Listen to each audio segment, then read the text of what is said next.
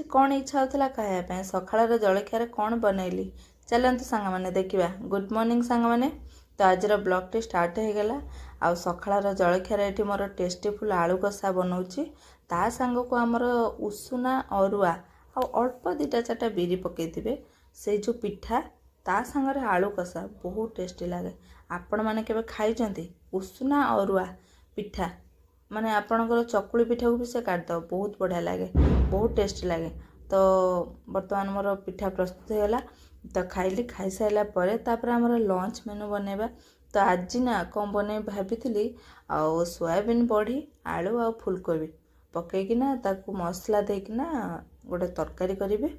तापर काली जाइए आमर छत्र बजार सेठू बाछि बाछिकी आनी आमर देसी बेगुन ताकू सोरिष रसुण आउ लंका बाटिकी तार गोटे गोटा भजा कर बेगुन भजा ता संगार आमर कोसला शाग टिके भाजी देछि गला आज लंच मेनू आ कौन।